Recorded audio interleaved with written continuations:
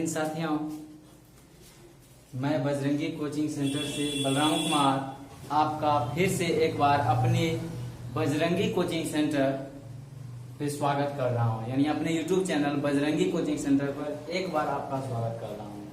दोस्तों, ये चैप्टर मैं एक बार पहले ही पढ़ा चुका हूं, लेकिन मैंने कुछ सोचा कि अब जो है इसको जो है लेक्चर देके समझा दूं, तो इसलिए आज जो है मैं फिर से आपको यह चैप्टर रिपीट करवा रहा हूँ। आपका चैप्टर है यूरोप में राष्ट्रवाद। देखिए, ये चैप्टर जो है बहुत अच्छा है और देखिए यहाँ पर नाम जो है, जितना नाम है उतना परिभाषा है, और जितना परिभाषा है वह सारा का सारा जो है प्रश्न, जितना भी 3 वर्ड देख रहे हैं तीनों से प्रश्न आया हुआ है और तीनों का सटीक आंसर है एकदम। और जो भी प्रश्न आया है या जो भी आप बोर्ड के ऊपर प्रश्न देख रहे हैं, सारा का सारा बिहार बोर्ड पूछ चुका है पहले, हर एक किसी ना किसी एग्जाम में।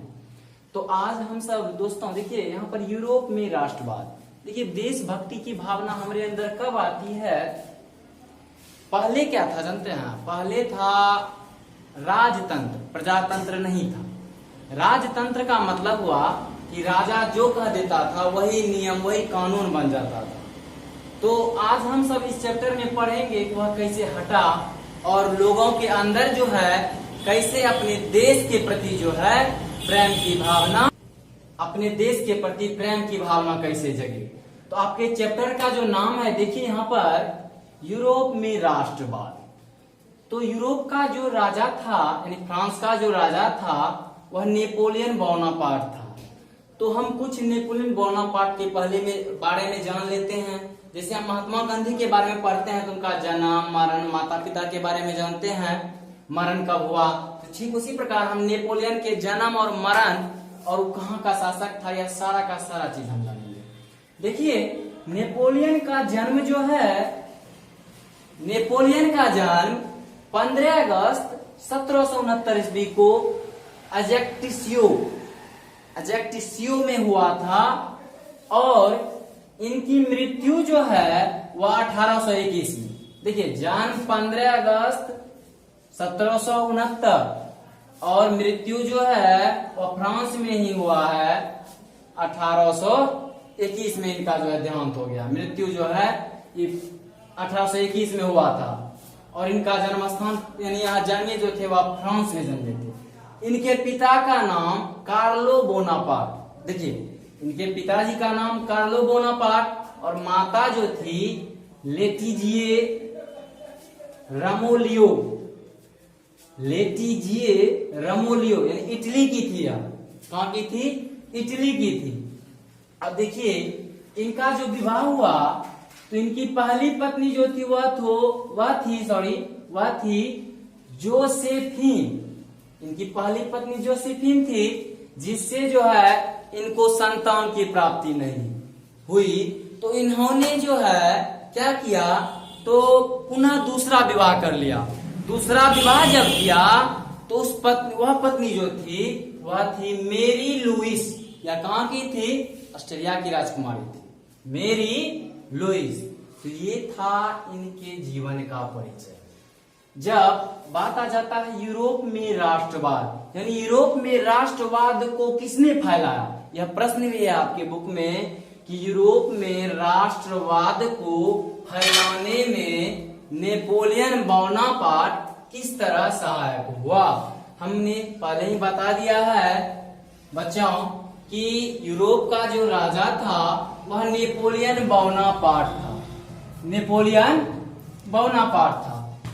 बोनापार्ट जो था दोस्तों, वह एक योग्य शासक था। योग्य शासक कहने का मतलब क्या है कि वह जिस भी देश पर आक्रमण करता था, जब उस देश को जीत लेता था ना, तो पुनः वहां के लोगों को ही जो है वह क्या करता था, योग्यता के अनुसार नौकरी दे देता था।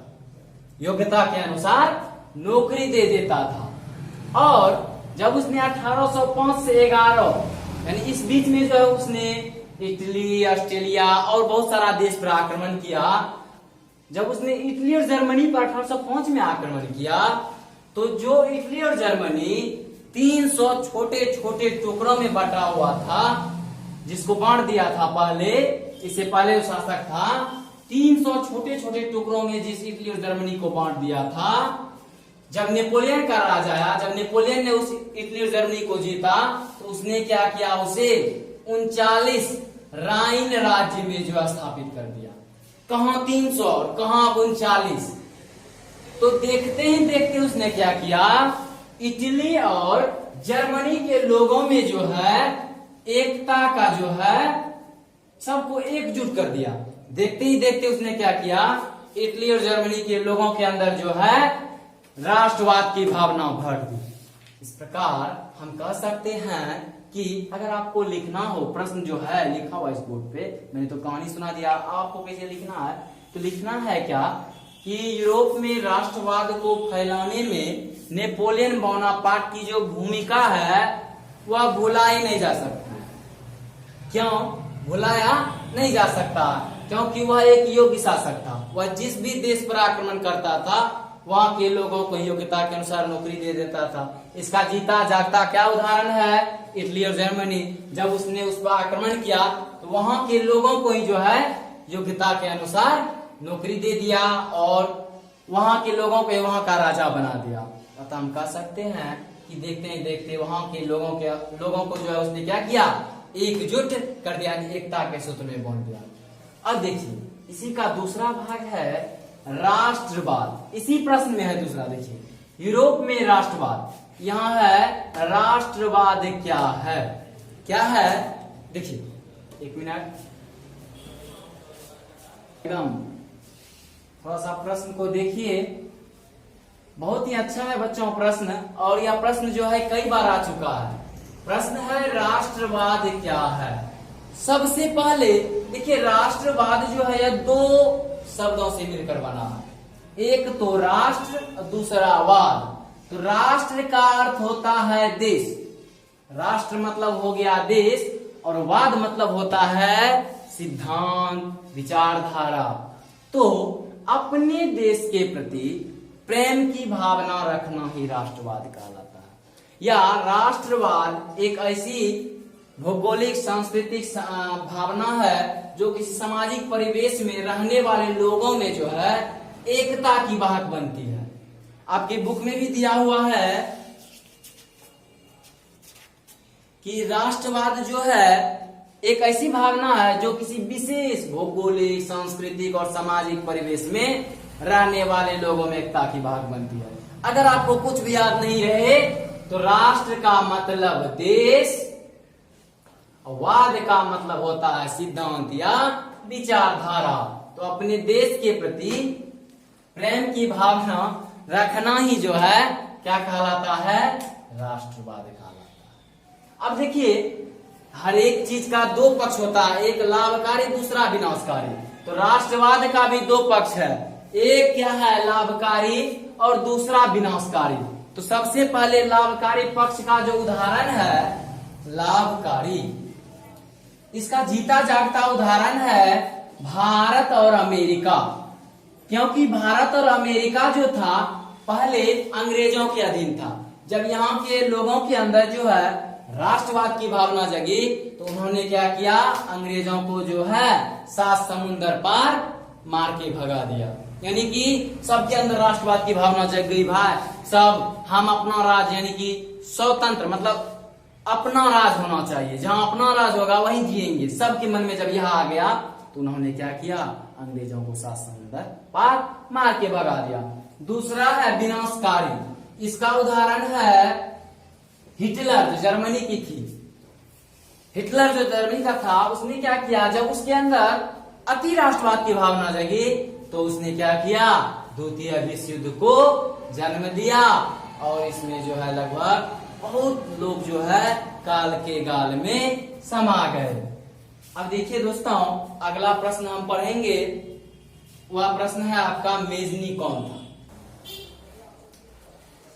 देखिए अगला प्रश्न है आपका कि मेजनी कौन था। ये कि कोई व्यक्ति का जो पहचान होता है वह होता है कि उसने जो अपने जीवन में अच्छे कर्म किए उसके कारण उसका परिचय होता है। तो यहाँ पर है कि मेजनी कौन था। तो मेजनी जो था वह एक योग्य सेनापति था। मेजनी एक योग्य सेनापति था मेजनी को इटली के एकीकरण का मसीहा कहा जाता है। मसीहा मतलब हुआ कि जो व्यक्ति जो है अपने समाज के हित के लिए, अपने देश के लिए जो है कुछ कर जाता है, उसे उस देश का मसीहा कहा जाता है। तो इटली के एकीकरण का मसीहा मेजनी को कहा जाता था। वह एक योग्य सेनापति था और वह लोकतांत्रिक गणतांत्रिक विचारों का समर्थक था। आप लोकतंत्र समझते हैं कि जहां पर जनता का बात हो, जहां जनता के हितों की बात हो। उसने देखिए इटली पर जो आधिपत्य था ना, वो ऑस्ट्रेलिया का था। तो वह जो था इटली पर से विदेशी प्रभाव को हटाना चाहता था। मेजनी जो था वह इटली से विदेशी प्रभाव को हटाना चाहता था। इसके लिए उसने दो संस्थाओं का गठन किया, दो ग्रुप बनाया। पहला क्या बनाया, यंग इटली। ऑब्जेक्टिव में आ चुका है, कई बार यह प्रश्न जो है आपके बिहार बोर्ड के एग्जाम में पूछा गया है।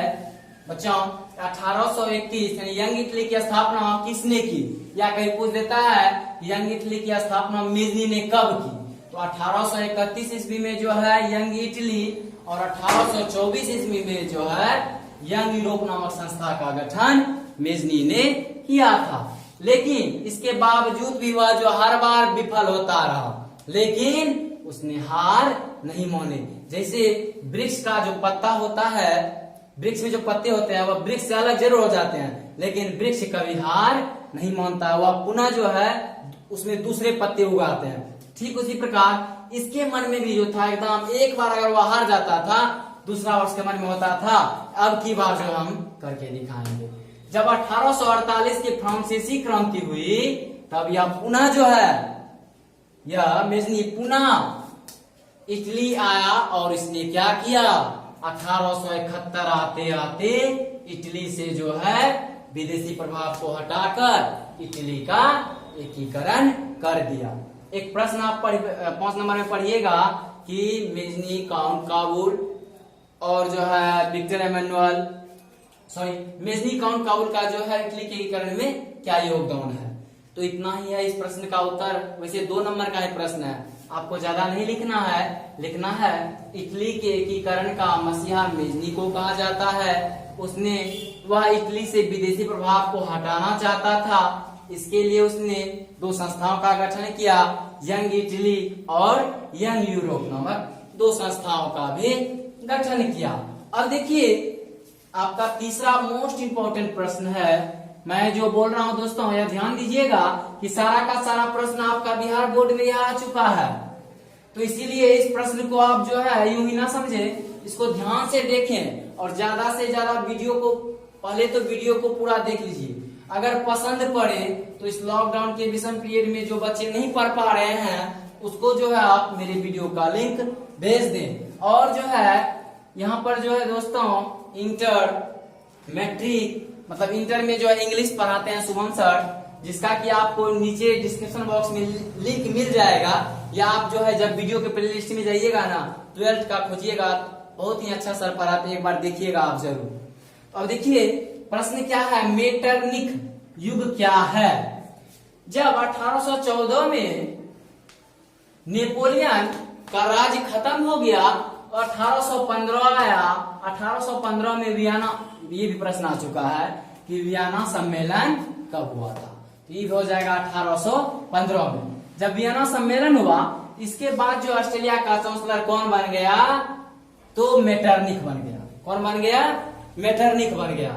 और मेटरनिख जब बन गया उसने क्या किया, नेपोलियन ने जो पहले सारा व्यवस्था करके रखा था, उस सारे व्यवस्था को उसने क्या कर दिया, हटा दिया, चौपट कर दिया, और जो पुरातन व्यवस्था था वही लागू कर दिया।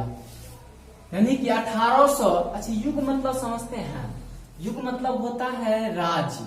जैसे 4 युग है, त्रेता, द्वापर, कलयुग, सतयुग, है ना। जब त्रेता युग की बात होती है तो उसमें भगवान राम की ही कथा होती है। जब त्रेता युग का हम बात करते हैं तो उसमें भगवान राम का ही कथा सुनाया जाता है। ठीक उसी प्रकार 1848 से लेकर 1815 से लेकर 1848 के मध्य के युग को मैटरनिक युग कहते हैं। क्यों कहते हैं समझ लीजिए। जैसे मान लीजिए अभी प्रधानमंत्री जो है हमारे देश के नरेंद्र मोदी है, वह 5 साल अगर गद्दी पे बैठे हैं, उन्होंने जो 5 साल के अंदर अच्छा काम किया, जो भी बुरा काम किया, तो अपने शासन काल में उन्होंने किया ना।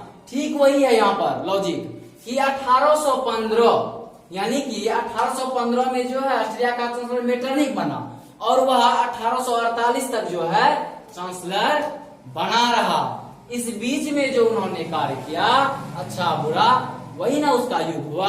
तो वही है यहाँ पर 1815 से लेकर 1848 के मध्य के युग को मैटरनिक युग कहते हैं। वह एक घोर प्रतिक्रियावादी और निरंकुश शासक था। निरंकुश मतलब जो वह कह दिया वही कानून हो गया। प्रजातंत्र का कोई महत्व नहीं, केवल राजतंत्र। राजा जो कह दिया, राजा कह दिया आज से जो है मजदूर का वेतन 50 रुपया हो गया, 50 रुपया मिलेगा, 1 रुपया बेसी नहीं मिलेगा। मतलब कि एक तरह से जो है यह एक निरंकुश घोर प्रतिक्रियावादी शासक था।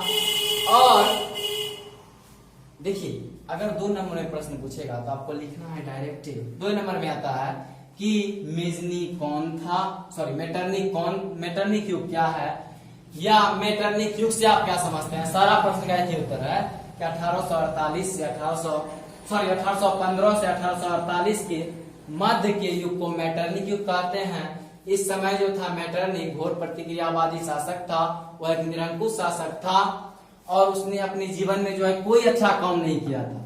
वह सारा का सारा जो था जनता के विरोध में ही काम करता था। इसी से संबंधित एक और प्रश्न है कि जर्मनी के एकीकरण में क्या बाधाएं थी। बहुत इंपॉर्टेंट प्रश्न है।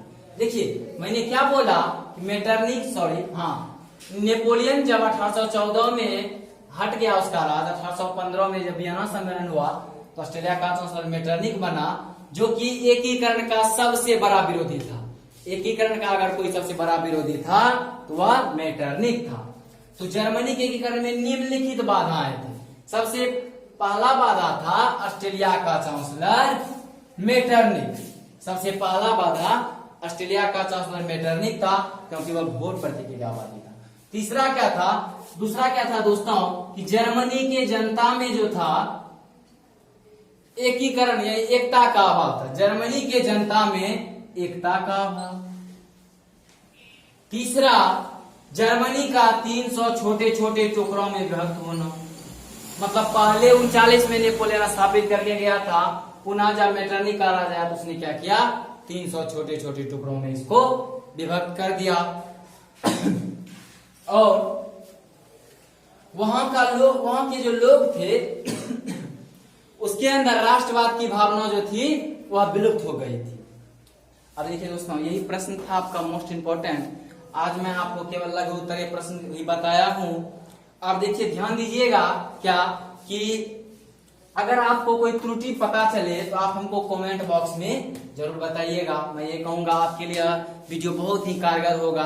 तो आप मेरे वीडियो को अगर देखें लास्ट तक तो आपका धन्यवाद। और अगर आपको अच्छा लगे तो शेयर अपने दोस्तों के साथ जरूर कीजिए। जय हिंद।